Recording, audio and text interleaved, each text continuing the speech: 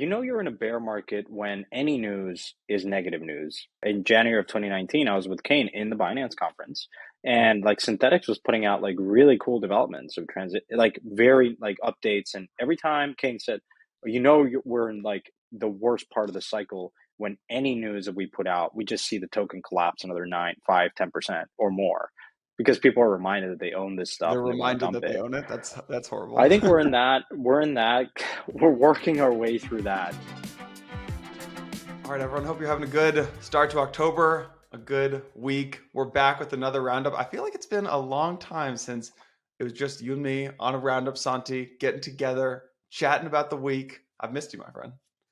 I have missed you too, and I feel like I've been abandoned here because you now in a different capacity as a married man, and so I've been abandoned. But we're back at it, so hopefully this relationship doesn't change as much. No, it can't change. It can't. It can't. Okay. How you been? What's going on? Good, just there's a lot going on in crypto as always. I perhaps starting off like I was in Singapore for the Token 2049 conference. I've been to a few of these over the years in London. I think they attract a fairly interesting institutional crowd, similar to the Blockworks conference, permissionless. I was shocked by the number of participants in Singapore. I mean, this was full bull market vibes. I mean, it was packed. Marina Bay Sands, huge convention center, packed, absolutely packed. Wow. It was really nice to catch up with teams, a lot of excitement in the air, a lot of enthusiasm. And I was just comparing it to the first Binance conference in Singapore in 2019, also in that venue. And it was January of 2019. So kind of think of it the bottom of of the last bear market. It was crickets. And so it was just a very good, it was a very stark contrast, which makes me wonder, A, have we bottomed? And B, I mean, obviously the ecosystem has grown a lot over the last 3 years.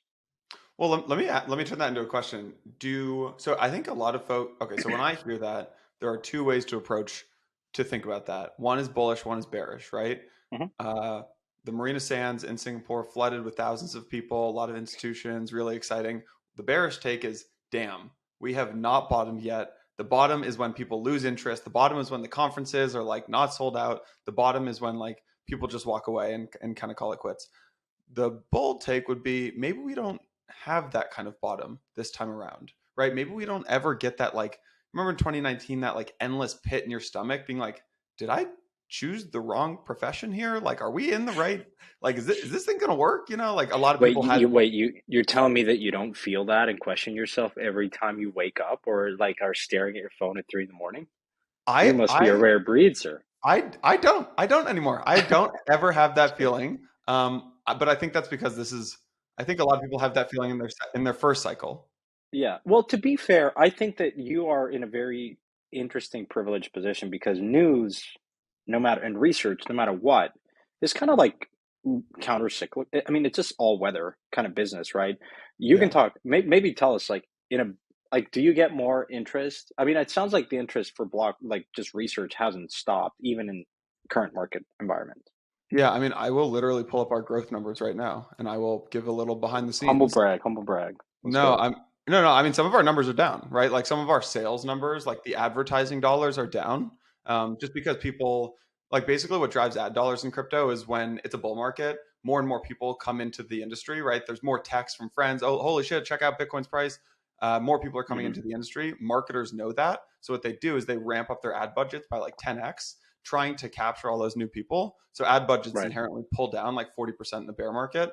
Our ad dollars Hmm. are down a bit, but actually our numbers are all still up, right? So if you look at social growth, page views like to our editorial site, podcast downloads, like this podcast is booming right now. And we have like record number of downloads. That's Thanks different everyone than, for yeah, listening. thanks everyone. But actually, when I did projections for the second half of the year, I had all of our shows being basically flat. Because if you look at the numbers from other media companies in the bear market in 2018, Hmm. 2019, their numbers fell between 40 to 60%. Page views, Wow. podcast downloads, conference attendees, all their numbers fell. Hmm. So that was actually in our budget. So it's pretty interesting that our growth Yeah. numbers are still going up. Do you have a sense of the composition of that? Is it mostly now institutional? that are driving the growth versus retail? Is there a way to discern? Because it'd be really interesting to understand that. Yeah, there is. I mean, we have a decent bit of data on some of our different channels.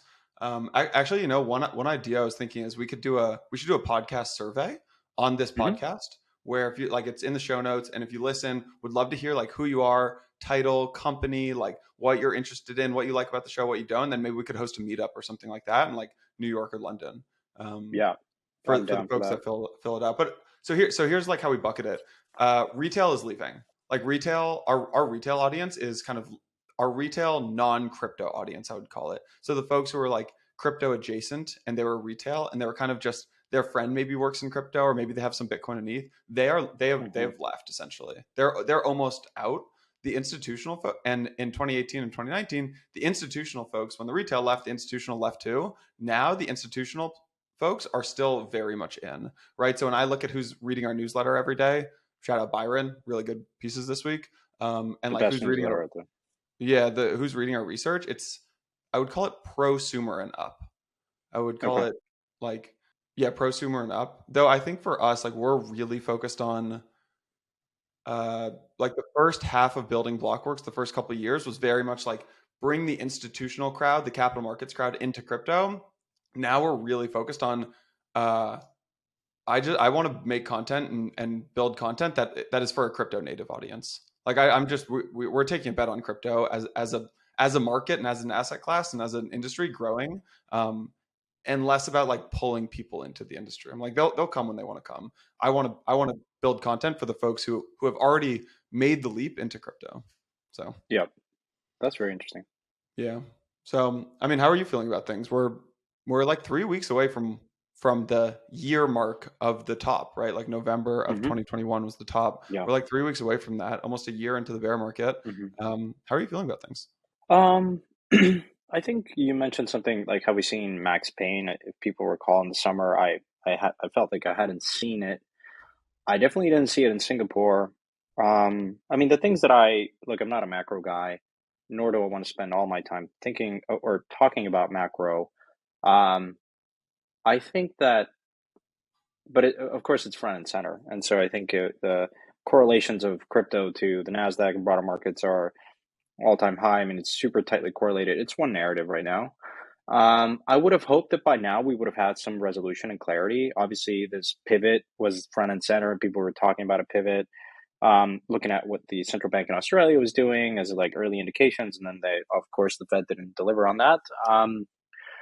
There, the things that I'm mostly looking at and trying to just understand is obviously the war in Ukraine and how that would unfold. Hopefully, no nuclear fallout or escalation.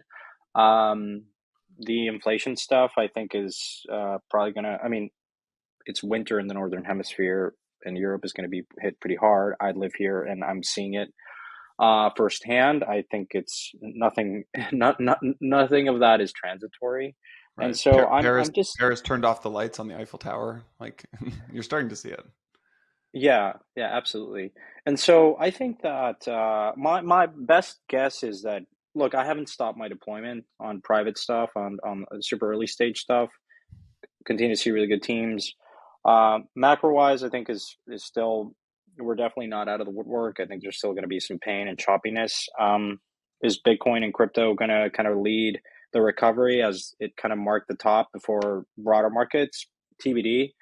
But my putting my trader hat on, I think we're going to chop for the rest of the year, and market participants are just going to observe how this macro situation unfolds, inflation, geopolitical tension, and then more importantly and specific to crypto, I think the thing that I'm most excited about is getting clarity on the regulatory front. I think there are a number of moving bills in Europe and in the US. There's a great interview today in Bloomberg with the CFTC commissioner talking about updating securities definitions and just working it to adapt to this industry. And so, look, we've been waiting for regulation and just clarity for years, and it seems like we're closer to that, which I think, look, no matter what that is a net positive because a lot of crypto markets, specifically stuff like DeFi, I think we're in a standstill. a lot of people have just been kind of on the fence and on the sidelines. You know, talk about Eric, who came on the podcast talking about, look, we don't touch DeFi, we don't want to touch it. We're sticking to Bitcoin, maybe some Ethereum, ETH, because of the regulatory risk. And so I think, you know, there's a lot that we can talk about in this episode about recent developments on the regulatory front, but I'm hopeful that we get some clarity in the next 6-12 months, and that will really open up and set the stage for, if and when not if, but when the recovery happens, it will be much more, um, I think, much more clear. And because once you have regulatory clarity, you have a whole host of people that haven't touched this space for that reason alone. And I think that's a very sizable number, and both in number of funds, number of people, but also capital that has been idle. Yeah. There's one thing I want to dig into there, which is you're still investing in the private markets. It was Hmm. Arthur at Very much so. yeah, at Defiance had this tweet yesterday. He said there's a certain coin nuking 90% in a Hell month, even without any investors unlock. That round was highly contested, extremely competitive, and led by well-regarded investors. This venture market is broken AF. The token is that VC is on the losing end here. The main point that I want to highlight is there's a massive disconnect between how crypto VCs and the public markets value a project right now. The billion-dollar question is, how will this valuation discrepancy get resolved? I don't see valuation in the primary market coming down hard enough yet. So I'd turn that into a question and just say, you know, Arthur's saying the billion-dollar question is, how does this valuation discrepancy between private markets and crypto versus the public markets get Hmm. resolved? What do you think about that? Yeah, I mean, I appreciate his thoughts there. Also, For a what was the while, token? What was the token? Was it Metaplex? I actually don't know which one. Probably, yeah, actually, Yeah. it got pretty hard. Yeah, look, I mean, you're in a bear market when any news is negative news. I remember, like, in January of 2019, I was with Kane in the Binance conference, and like Synthetics was putting out like really cool developments of transit, like very like updates. And every time Kane said, we're in like the worst part of the cycle, when any news that we put out, we just see the token collapse another 9, 5, 10% or more, because people are reminded that they own this stuff They're and they want to reminded dump that they it. own it. That's horrible. I think we're working our way through that, right? Um, there's a lot of capital in the private markets, a lot of Yeah. dry powder. There still are a lot of the rounds that I've done are probably half of the valuation that that it, that they would have gotten in the last 9 months ago, for instance.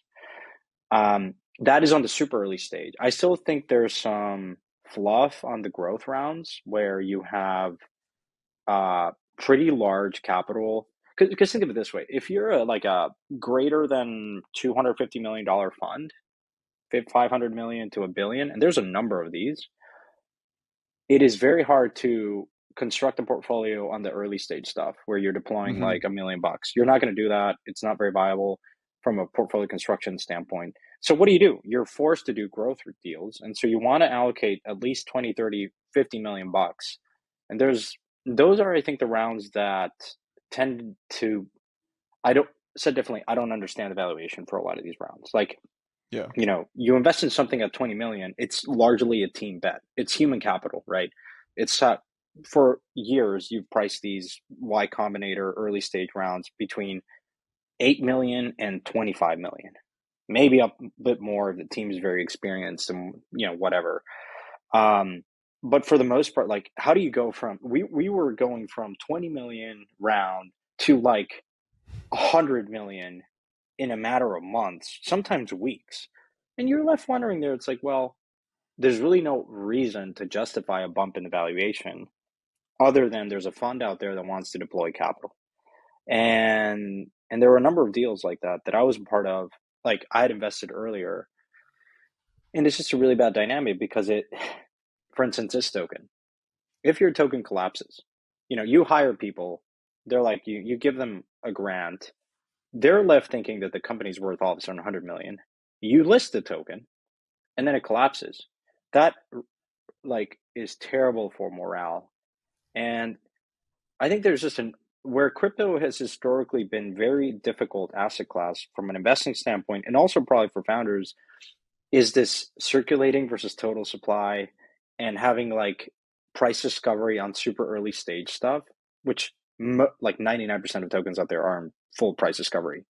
There's a reason why, a lot of traditional venture hasn't, like, you don't have a price for a lot of Yeah. these things because it's really hard to value. In the panel that I was in Singapore, the question was like, have we bottomed? It's always the question, right? How do we value this asset class? My question is, I don't know if we bottomed because it's hard to value these.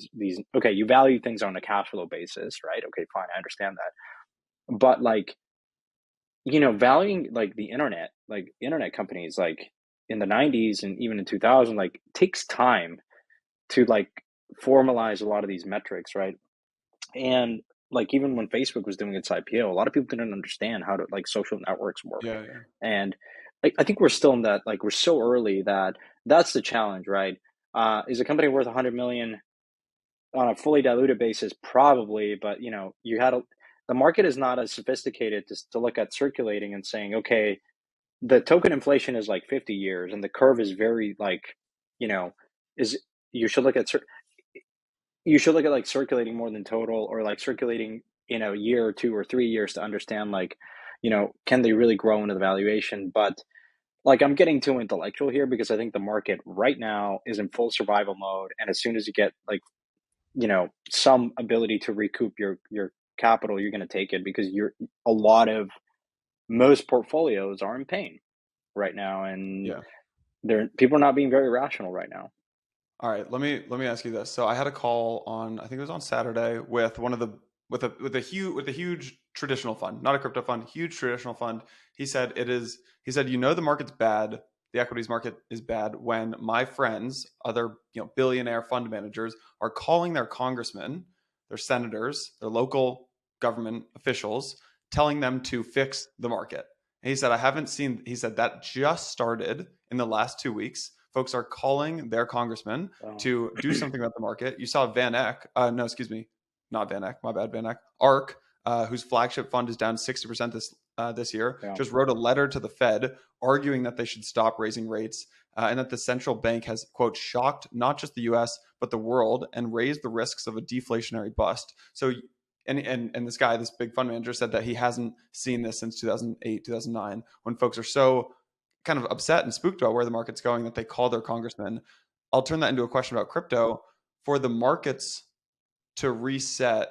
Oh, and the last thing that he said, but I think that we have one leg down because we have to bust. We have to hit full bust. I think we have one more big leg down and then we bottom in equities. Now, no one can predict the future, but tying this into crypto, for the market to healthily reset, does the private market have to break? Right? Like, I think we can all agree. Like, it feels like Mm, liquid's underinvested. It feels like, I'm seeing a yeah. lot of funds that are fundraising with liquid strategies, like more than ever with Hmm. liquid strategies. I think those will probably do really well. But does the private market have to break, like this guy is saying, like one big leg down before we reset? The question is, are you even going to know if it breaks or not?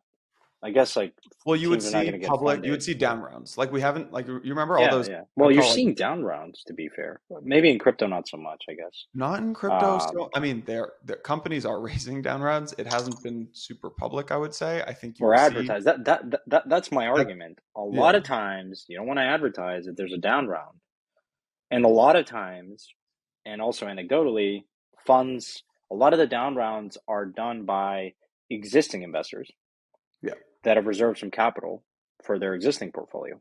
Now, if you're an existing investor and you do a down round, you probably don't want to advertise that. No, you'll do And whatever it takes so, not to advertise that. correct. And Yeah. so it's sort of this like adverse selection. Like it's difficult to understand if you actually down, or like you the private markets have totally shut down. Um, I think, I mean, look, venture funding in crypto has come down pretty dramatically. Yeah. There's a great report I think that comes out. We can link in the show notes, but activity is down quite substantially on the private side, even though you still have a lot of capital out there, I think, Yeah. left to be deployed. Um, I think long gone are the days where you have these fluffy $100 million equity rounds, 200, 150. I mean, I'm seeing at least a 50% haircut on the super early stage stuff, which tends to be more defensive. Like, again, there's like a lower threshold. If you're a smart team, you're not going to raise sub 10, sub Yep. 8. But yeah, it's really the growth rounds where I think you've gotten the most amount of impact on the Yeah. downside. Yeah. There's Um, also one metric that I probably is interesting to track in a perfect world is secondary activity, both on traditional venture and also in crypto, where a lot of times just equity gets traded because people are looking so to get there's not. So liquidity. what that means is there's not a fund. There's not an actual raise that happens, but maybe No, an investor's like, I'm kind of done with this deal. I'm willing to swap some. I'm yeah, willing to I sell just my need shares, liquidity. or a founder too, or early employees. Yeah, I need liquidity. Like, look at what's happening in the UK with all these pension funds, with gilt prices. Like, basically, you talk about like the Fed and what it's done. Like in the UK, it's actually more acute. Like with this like mini budget stuff that I've been tracking, like pension funds are like selling a lot of their liquid portfolio at like pennies on the dollar, because they need to raise cash to meet Yeah. liabilities. And so that's where I think I pay closer attention to illiquid assets, because those are the ones that just, when you see something that is a quality asset gets, and someone willing to sell a particular project or something at like 20 cents, 30 cents, 40, 50 cents on the dollar, that's pain. Yeah. That's, and that's where, I mean, that's personally where I see a lot of really interesting strategies going forward. Like if you could probably raise like a distress fund right now to pursue this particular strategy. I think you're right. It makes me think about I had this interesting dinner that you would have really liked this dinner. It was a couple folks in the longevity space. Like it was God, who's the big longevity? Oh, David David Sinclair. Sinclair. So Yeah. David Sinclair started this new longevity company, Hmm. and it was the guy that one of the guys at the dinner is David Sinclair's basically right hand man who's like running the company. Hmm. So some longevity folks, and then some like people investing in the creator economy. And this one woman who's at Slow Ventures, Sam Hmm. Lesson's thing. Uh, I think she leads their creator investing. They Okay. have these insane deals that they do, which is they will invest at like 25 to on these 25 to 30-year agreements with creators. Wow. So this is it's like an income sharing agreement on a massive amount of steroids, right? Where it's not like an income sharing agreement. You might get the first 2 or 3 years of their revenue after they graduate college or something like that, Hmm. or after they go through some program. This is, you could be a 20-year-old influencer. You're getting at 10% or 20% of their revenue that they make in their entire until they're like 50 years old. That's crazy. And the reason I bring that up right there is that sounds good until like things kind of. I was gonna. I've been thinking about like income sharing agreements and whether or not it makes sense to put a token around a person, right? And like what happens if you invest in. I think Alex Mezmej did that with the guy who runs Showtime. Yeah, the social He, tokens. Yeah. But it's like, what happens when that token goes down 90%? Like if the Aave token's down 95%, that's fine. Like that's all right. Like Aave is going to build their way out of this. But if Hmm. a person's token goes down 95%, like you're kind of screwing their reputation. I don't know. Just made me think about that. Yeah, there's like this goes back to a more existential question that you always need to wonder is like, does this need a token? Should we be tokenizing XYZ? Should we be tokenizing music NFTs? I still don't know. If Yeah. you're a creator, look, in a bull market, it's great, right? You mint these NFTs, your fans are super happy, they make some money. I'll be Shao from the DeFi Alliance has a great observation, which is culture. Initially, well, one of the prerequisites of creating culture and community is making a lot of people very rich, and I think it's right. And conversely, if you have a token, especially right now, if you're a team, like you wouldn't in your right mind issue a token now, because like Yeah. it's not a it's like the reason why companies are not IPOing, right? And so it poses an interesting question of like, what is the long-term viability of music NFTs, of creator like social tokens and all this stuff. Like it's very difficult when people lose money. They become really nasty. You see the worst side of people. I've seen it time and time again in these bear markets. And people, it's I understand why that happens, but It's one thing, when you're attaching like more personal stuff, culture. We just recorded a great episode with Melton, on culture and the ability to tokenize this stuff. I'm not entirely convinced it's like it's a killer use case, to be honest, Yeah. for this particular reason. Yeah. Sometimes you don't want to put a real time price index on some things, and there's a reason, there's Yeah. beauty in that. I wonder. Uh, We should have. By the way, great episode with Meltem on arbitraging culture. Comes out on Monday. We should have asked her about this because I think Meltem's take is that making all markets more efficient equals good. Right, there are downsides, but like the more efficient you can make all markets, the better. Yeah, man, we should have asked her about that, but yeah, but that'll be like around here. Jason, I don't necessarily want to know if your fully diluted valuation or circulating, you know, valuation of your token, the Yano token, is 2 billion or 2 million or two, and mine is, it's like, I understand that people want to size each other up, but sometimes, we shouldn't do that, or not that we shouldn't. That is probably what it would be. I'd I'm not a probably be judge, around two but billion. You'd probably be around 2 million. That is probably a for fair, yeah, fully diluted. absolutely, yes, there's 1,000x differential between you and me, at least. Let's get into all right, let's get into mango markets. Yes. All right, so there are a couple of hacks. We weren't able to talk about the Binance hack, but I think it's just important to talk about that really quickly for anyone who missed it. And then, but I want to spend the majority talking about Mango. Last Thursday, a week ago, there was a vulnerability in BNB's chain, BNB chain's bridge. I think I'm going to get some of this correct, most of this correct, that allowed a hacker to steal almost $570 million. It was roughly like 2 million BNB tokens. The hacker only managed to move 100 million of the 570 million before 26 of BNB chain's validators halted the chain, which prevented what could have been this huge, over $500 million hack. Samson, as always, had a great, like, highly technical thread. He describes the bounty related to how the Binance bridge verified proofs that allowed attackers to forge these arbitrary messages. The attacker here only forged 2 messages, but the damage could have been a lot worse, as he describes. I don't know. There's been some discussion around this hack if it demonstrated a vulnerability in like the Cosmos SDK or Tendermint, which BNB chain leverages.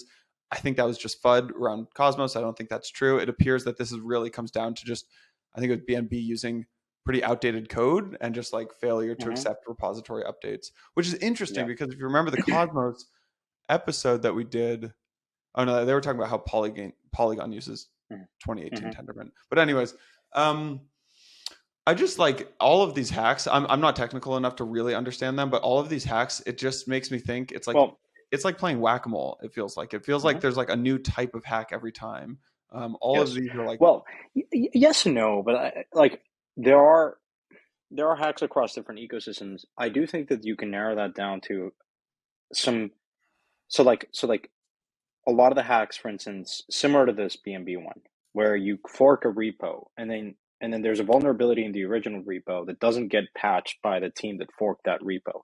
For instance, someone forked Compound and deployed it in, I forget which other chain. Maybe it was BNB, maybe it was Avalanche. There was an issue with that code that ended up getting patched by the Compound team, but that other team wasn't very technically savvy in my estimation. They didn't patch it, they got exploited. And so I think that's one bucket where the team is just not very technically savvy and competent, is forking code. And look, there are always most of the time vulnerabilities that get exposed.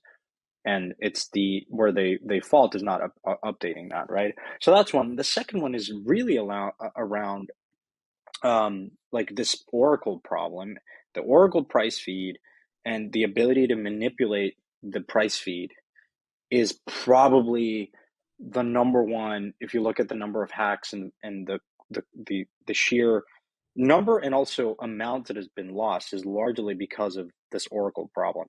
They're not using very sound, resilient oracles price feeds. They're using like their own or a weighted one that it can be manipulated via flash loans or whatever. And in this case with Mango, it was that they were manipulating the price of the Mango token, I think, and then leveraging it 4x because they were able to manipulate the price of an illiquid asset, a liquid market, that So anytime you have less volume on a particular asset, you can like the price moves Right, right. much more. And so, they were able to manipulate the price of the token, then leverage that 4x. So what ended up being a 25 million, like, initial, uh, they were able to like take it to 100 million and borrow, I think, and withdraw that. Um, and so I think like those two reasons alone, I think encompass most of the hacks. Of course, there's some more like That's a good point. complex and esoteric ones, but like, yeah, at least in DeFi, time and time again, it ends up being that. Of course, there's always the social engineering, phishing, hacks, and attacks. But like as it relates to like smart contract code, it's really these two that, in my estimation, are the ones that end up being kind of the root cause of a lot of hacks out there. Yeah. Yeah. Let me get your take on this GCR tweet. I don't know if you saw this. This could just be like real big FUD, but they tweeted out, once you realize the majority of DeFi exploits in quotes, the majority of DeFi exploits are inside jobs. You'll be more wary of where to keep your funds. Always bet on incentives in a bear market. FUD or some truth? Uh, Perhaps some truth. Yeah. Like I wouldn't discredit the potential for inside jobs. There's a lot of speculation around that, of course. Um, but yeah, I'll be candid with you. Like I don't, for a while, I haven't ventured into new protocols Hmm. for a really long time, actually. Yeah. Like there's this idea of a Lindy effect. The longer something exists, the more certainty you have that it's secure. And security, it's never an end state. You never know anything is perfectly secure. You can't have that. All you can really bet on is the longer something exists, then, you know, you assume that people want to constantly hack into it, especially if the bounty keeps growing. And if that hasn't happened, then you can kind of not rest, but like have reasonable guarantees that it's fairly battle tested. But look, I think we're in the state of the industry where it's chaotic innovation. And, people want to push the boundaries of new smart contract development. You still don't have hardened standards yet.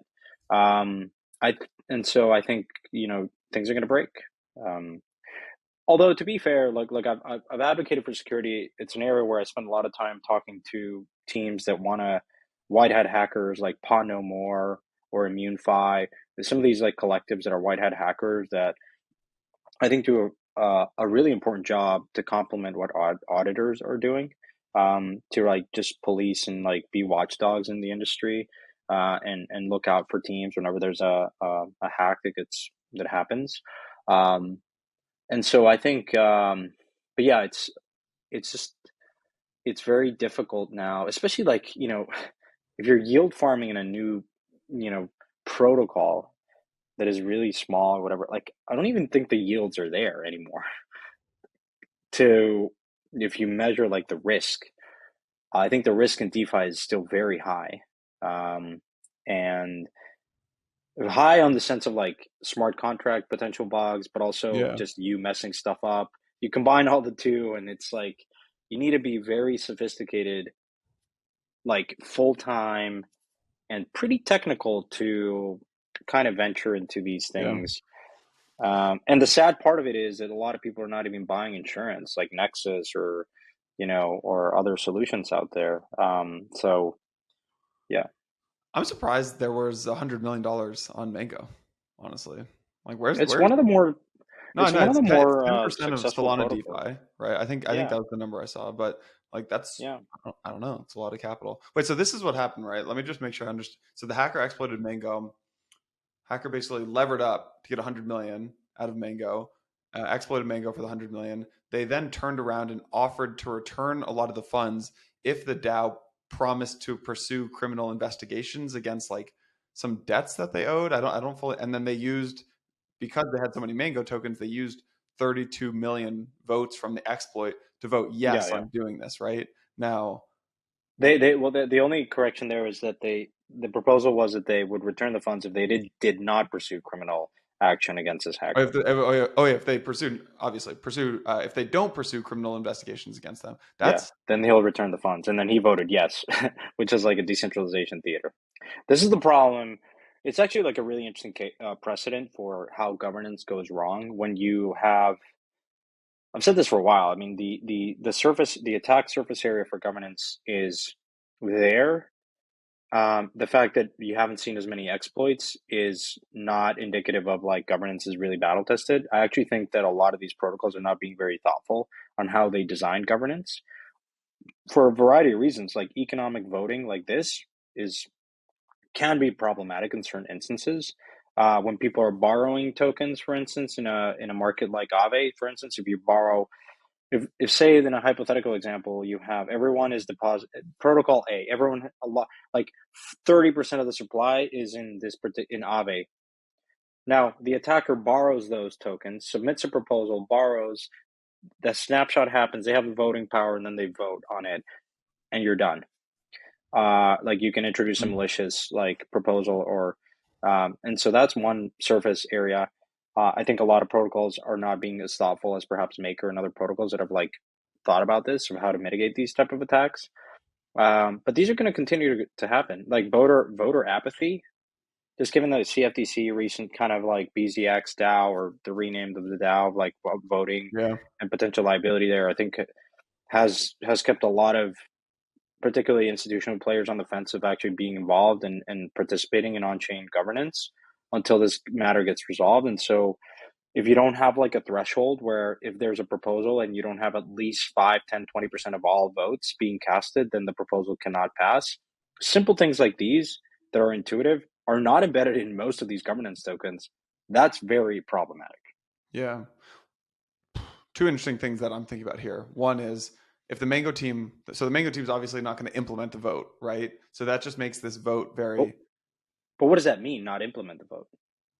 Like honor it, you mean?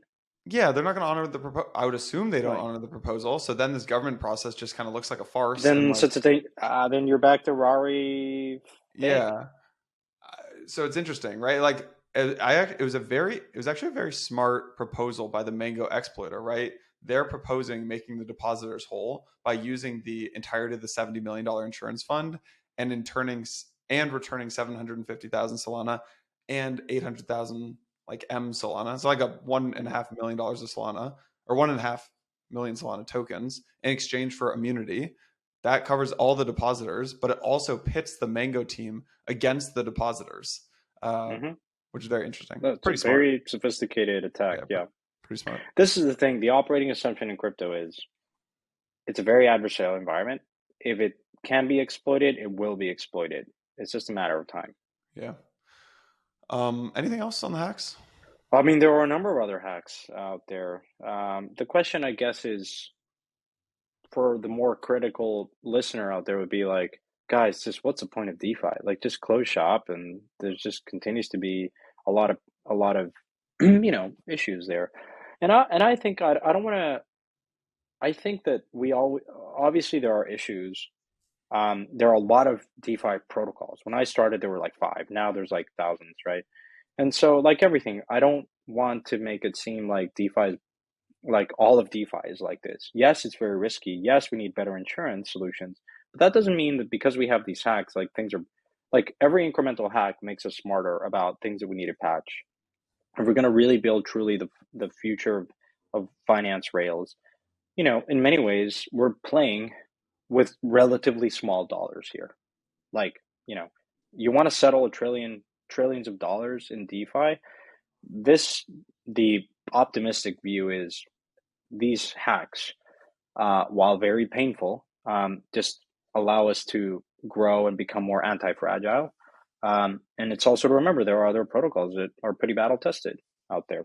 And so I think, yeah, it's just a really unfortunate. So anyone that's listening, like whenever you're interacting with DeFi, play with small numbers, Yeah. like and like use the Horcrux model of use multiple wallets, check your approvals.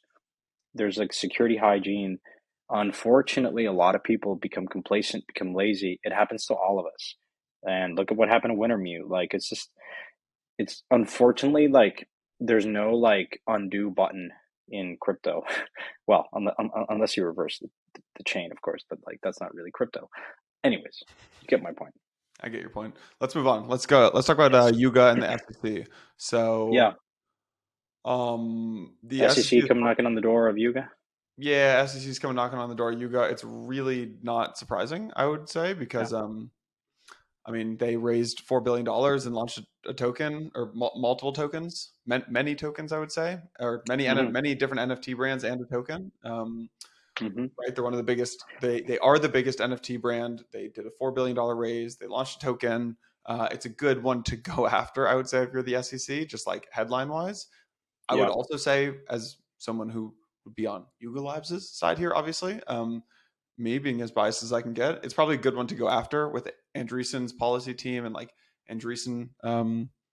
Like I'm assuming they, crossed their T's and dotted their I's here. So, but yeah, Yeah. I what mean, do I you? think the is it. I just still don't know. Is it an investigation or a probe? My understanding is that it's information requests. Okay.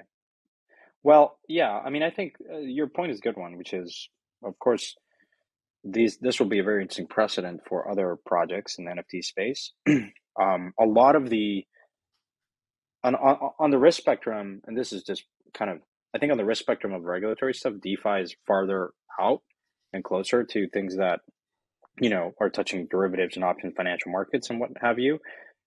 NFTs have been more on, like, perhaps less on the limelight, let's call it that. But of course, the ape token just changes the dynamic a bit.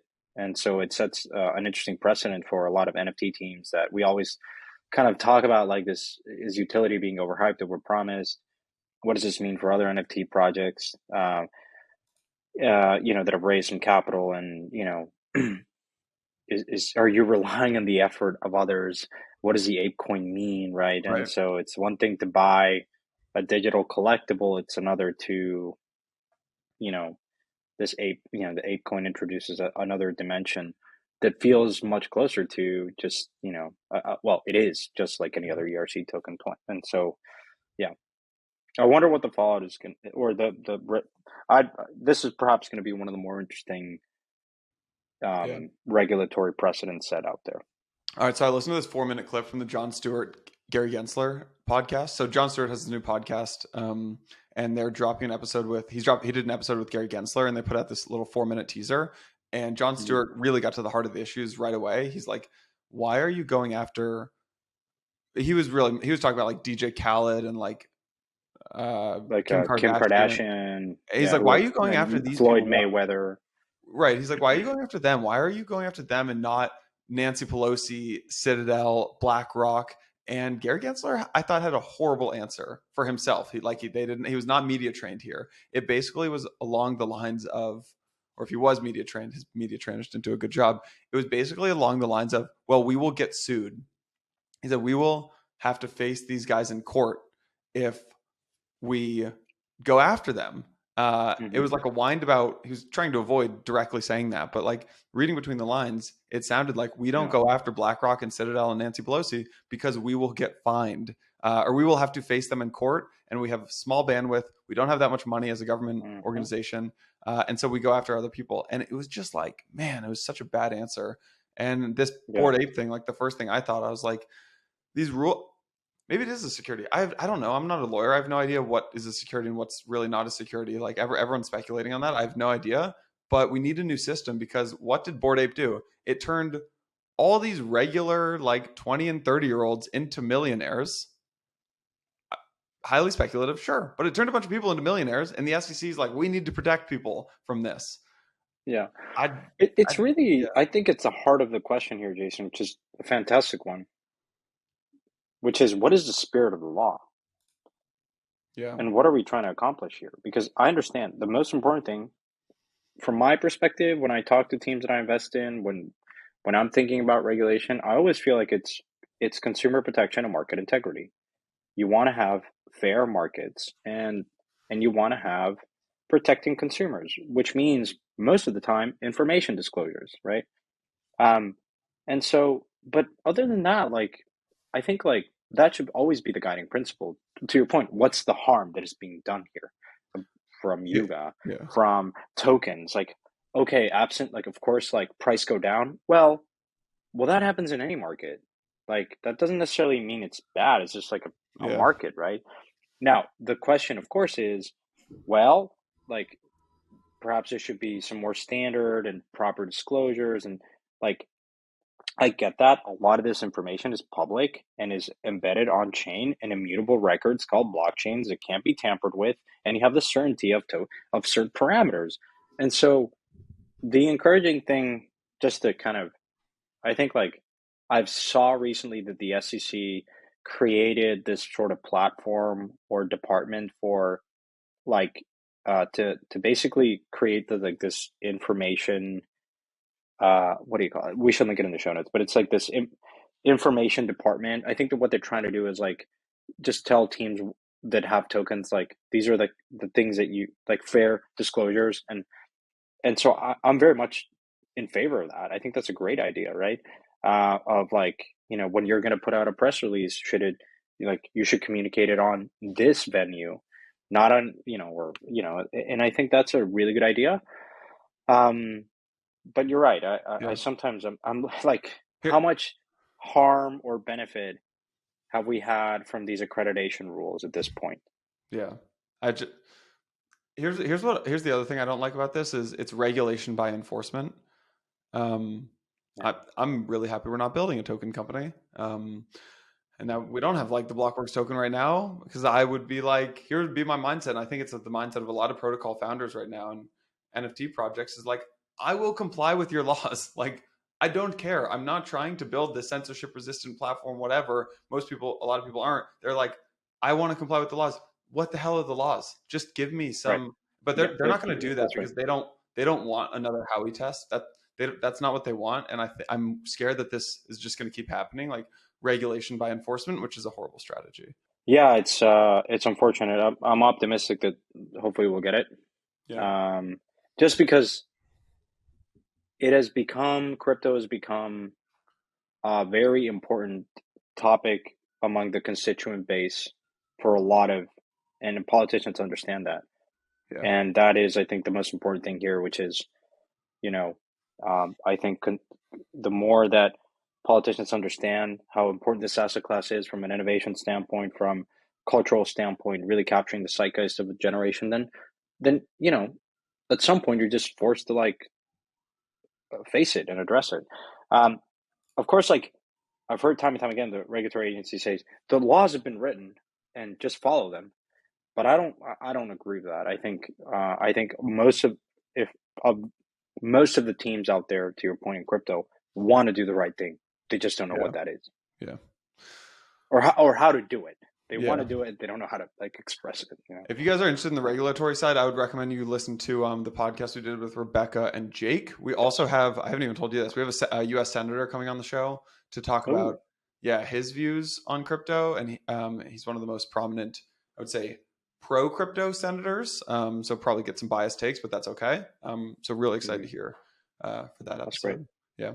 Let's talk Yeah. about all right, that was pretty bearish last like 30 minutes with the hacks and the SEC probe. There's a lot of good stuff going on in crypto, bear Yes. market building that I want to talk about.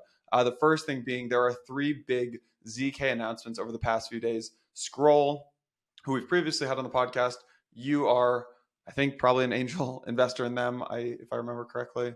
In which one, sir? And Scroll? Yeah, scroll. In, Absolutely. okay. Are you an investor in ZK Sync? No, Are you an scroll. investor in? Okay, well, we'll get. Not I want start. to be. This is I want to be. from a L2 perspective. I'm an investor in Scroll and in Arbitrum. So full Okay. disclosure. Okay. So Scroll announced a release of an upgraded ZK EVM testnet that now enables you to officially deploy smart contracts on the Scroll network. So that's the first one. Really excited about that. The Scroll team's like a bunch of big brains. Polygon officially deployed their ZK EVM public testnet. This one, just because of Polygon's like just their all like what they've already built, this one's gonna, I think, be pretty interesting to watch. Aave, Uniswap, and Lens are 3 blue chip DeFi projects that are already confirmed to join their testnet. It's the first, as I know, it's the first ZK EVM network with a full featured open source proving system, which is pretty interesting. If you don't know what that means, there's a Blockworks research piece on Polygon that we can link to in the show notes. And then ZK Sync announced their layer 3 Pathfinder, which enables app specific L3s, which is going to be released to the public testnet in Q1 of 2023. So that's pretty interesting. I think Pathfinder is the first L3 prototype that has this like ZK rollup as a fractal hyperchain in layer 3. If you have no idea what that means, go listen to our Starkware episode that we did with the Starkware founders. Yeah, I don't know. This is pretty cool. I'm really excited about this ZK stuff. Yeah.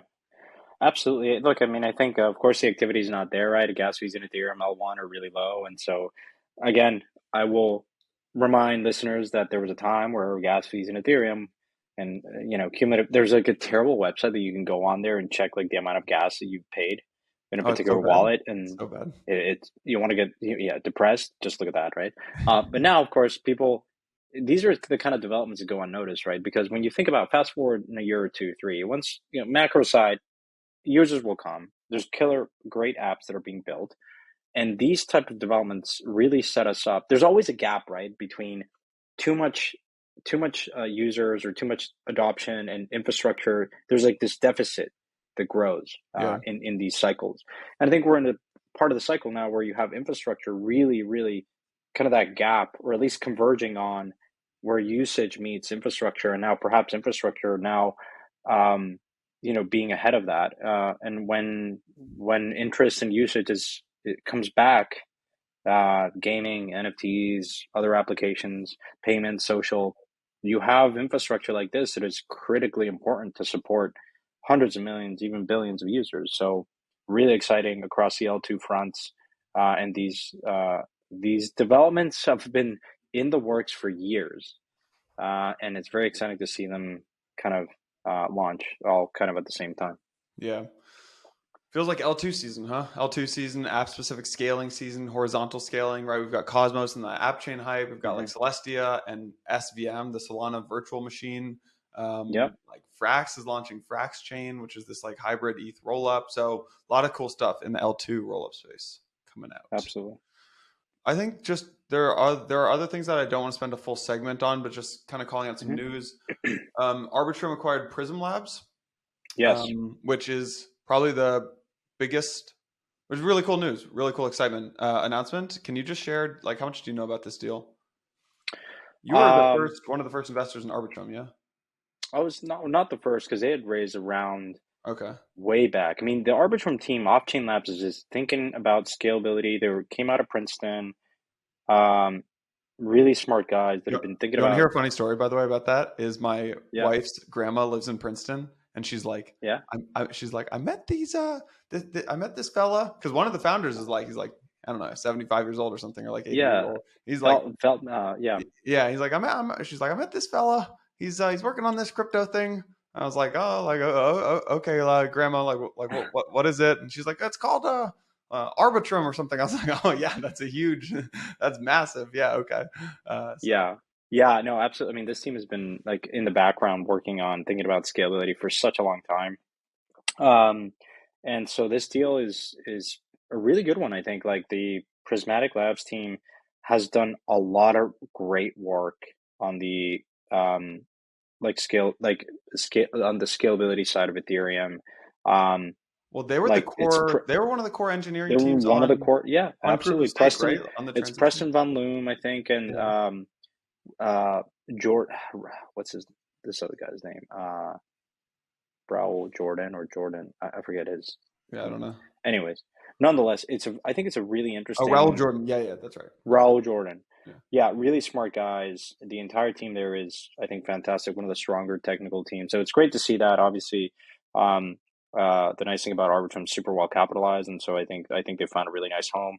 To It's great to see very smart teams find a home where they can just think and have the resources in place. Because again, funding public goods, if you think about like Ethereum proof of work, a lot of that, is supported by the Ethereum Foundation and other people in the ecosystem. But, it's always good to have the muscle of an organization like Arbitrum, Off-Chain Labs, that is super well capitalized, right? And so, yeah, it's just really, from my perspective, it's just very positive for the ecosystem. Of course, I'm biased because I'm an investor in Arbitrum, but I still think I'm very happy to see these guys, Prismatic Lab teams, find a home, which is yeah, Arbitrum. yeah. I had an interesting call. So Arbitrum with someone at Arbitrum. Arbitrum has been like very technically focused. I would categorize Arbitrum as focusing like the least on marketing and biz dev compared to a lot of other Mhm. folks. They just Yeah, hired one of Jeff Bezos's right hand men, right hand like people, to be Arbitrum's new CMO. Had a call with yeah, the guy. He's brilliant. Like very very very interesting. So that's I think I have a feeling you'll see a lot more coming from Arbitrum soon.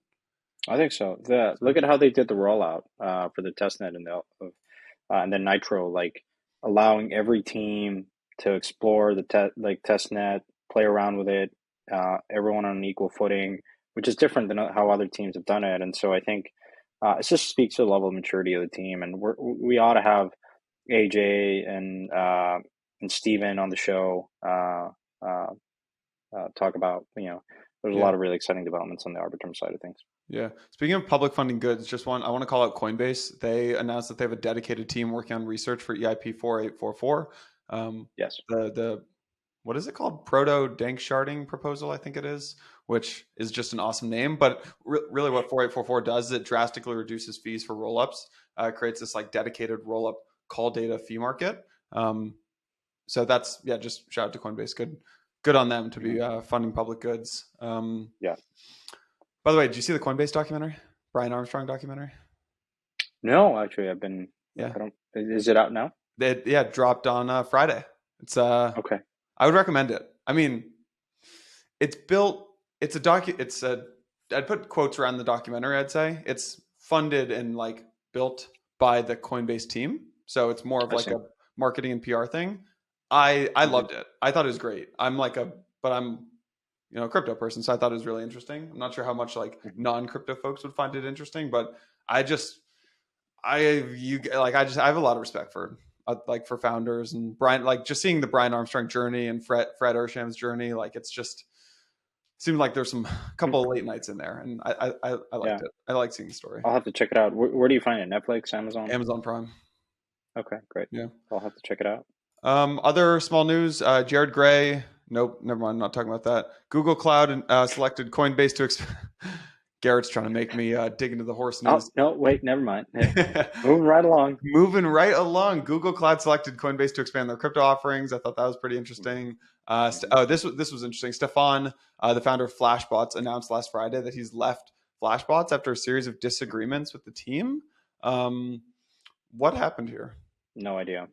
Not surprised. Bear markets always make some of these problems more acute, and/or people just leave. And so I don't know what the background here. I just Hmm. made a general statement. Yeah, But I think we'll see a lot of okay. The what is it? The CFO of OpenSea also left. There's been yeah, a number of departures. I think he left because I guess he realized there was not going to be an IPO in sight yeah, anytime soon. yeah. That guy wanted to IPO. What he was? I think he was like the Lyft CFO before that. That guy just Yeah, wanted an IPO.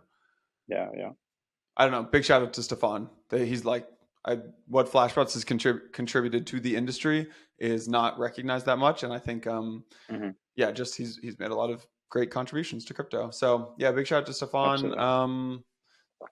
BNY Mellon's probably the last news of the week. On Tuesday, BNY Mellon, which is one of the largest custodians in the world, also America's largest bank, no, excuse me, oldest bank, announced that Oldest its bank. crypto platform is live in the US with select clients. They're now able to hold and transfer Bitcoin and ETH. So Hmm. big shout out to BNY Mellon. Way to go. I think Fireblocks is behind this. I think Fireblocks is powering this. Yeah, very nice. Yeah. So that's all I got. Well, I do want to leave. You made a film recommendation. I will do a book recommendation or audiobook. On my way to Singapore, I listened to Influence Empire, which is on the short list for the Financial Times Book of the Year. Um, it is the story of Tencent. And the reason why I think is interesting is because my thesis, and I've said this in prior episodes, Your is super I think app, right? there will be a Tencent type of app in this space. I think it's going to be a killer game. It's just fascinating to observe how Tencent built an empire. Um, and I've always felt that offers a very good window into predicting the future because they're farther ahead in so many different aspects of, you know, like finance. Like people don't have brick and mortar banks there, and they've just sort of leapfrogged a lot of things. And so, yeah, it's a really good book. I wanted to learn more about the origins of Tencent and Does it portray uh, Pony Ma as is that the guy's name who started Tencent, Pony Ma? Pony, yeah, Does it Pony. portray him as someone who's like innovating and challenging Silicon Valley, or is just like a copycat of Silicon Valley? A Does little it bit of both, actually. huh? It goes into, of course, there were a lot of things that he also had a lot of reputation, even in China, of copying a lot of things. Mm, Uh, but I think it's a balanced take on, like everything. It's like in this world of open yeah, source, like yeah. everyone That, is standing on the shoulder of giants. Of course, there's like no, more of course. like like I feel like when it's like blatant copying, which I think is fair. Like there was a lot of it the in the history of Tencent. But point to me a company that hasn't borrowed concepts from Yeah. others. I read a quote. There was a quote that was circulating around Twitter from the book that I thought was just. I was like, "Damn, that's a good line in the book." I think the author's name is like Chen or something like that. I'll tell you. Yeah, it is Lulu Chen. Yeah. Yeah, okay, Lulu Chen. So I guess Chen has this great line. It's like Pony. So the guy who started Tencent is Tony Ma. Yeah, Pony Ma. Pony is a master of creating products so convenient and intuitive that billions of people want to join his network. Yet in the back of everyone's minds is the knowledge that their every move, every location, and utterance is documented and scrutinized. A fact they're increasingly and openly reminded of by the Chinese government itself. So I mean, I haven't read the book. That's the only two lines I've read from the book, but it seems like it might be this founder story that ends up turning into like this story about what has enabled Tencent to like thrive under this communist Hmm. regime. Like I'm assuming they probably talk about Trump and like curtailing American Oh yeah. investments in Tencent. So like, Hmm. yeah, And they also talk about Alibaba and how you can when competing you with play Jack. good and when you don't play good. Yeah. Yeah. Yeah. Interesting. So I would that's a Yeah. great recommendation. I'm going to read that. It's a good book. Yeah, I encourage everyone. Speaking of, and the last parting thought, and I think it's an important piece here is PayPal and their terms of service, which were Mm. updated to like withdraw. Was it $2,000 if you were in violation, or if you did like in their estimation you were doing like discriminatory or some other type of like basically like comments that you were doing in a social public context. If they disagreed with that, they could withdraw from your account like up to $2,000, Yeah. $2,500, which is ludicrous. Ludicrous. David Marcus had the best tweet on this. David Marcus, Yes, chief payments officer, ran payments at Facebook, and also I and then think he's very involved in Meta or like well, in the I think he Libra. was the CEO of PayPal, or Yes, he was an he executive was a bit. at PayPal. Yes, He was at yes, I PayPal. think so. Anyways, he said it's He was hard a for me bit. to openly criticize a company I used to love and gave so much to, but PayPal's new AUP goes against everything I believe in. A private company now gets to decide to take your money if you say something they disagree with. Insanity. What And was a that? lot of the really good takes are, well, if you this is just foreshadowing what central bank digital currencies could do. That's exactly right. So, anyways, good place to round it up. It's good to be back, and hopefully people enjoy this. And we ought to do the survey. I think it would be really interesting to see All the right, we'll composition of do the people that are survey. listening. We're also announcing permissionless soon. So folks, just get Oh, ready, get your fingers on the trigger to buy tickets. We're in honor of EIP 4844. We are going live with ticket prices at $484.40. So get ready for nice. that. Get Is the this going to be in the same venue as last year or a different one? We are moving. We will not be in Palm Beach actually. So you'll see. Stay Okay, tuned. In the US though. perfect. Well, I do want to go to this one, assuming airlines don't rug me again. It's like the boy who cried wolf. I can't trust you on these things anymore. No amount of words can disprove. I'll just actions will speak here. So, you know, this is the last thing I'll say. I'm done. Fair. All right, my friend. This has been a great Great. conversation. If you guys enjoy this chat, hit the subscribe button. It really helps Santi and me if you guys drop like a review, subscribe. Yeah, Santi's got the big grinning face. Throw the arrows down. Santi, you're turning Yeah. into a real YouTube influencer these days. You got to quit I it. know. I've been media trained and conditioned by you, God. Anyways, Awesome, you everyone. All right, well changed me. have a great rest of your Friday and a great weekend. We'll see you Likewise. next week. Thanks, everyone.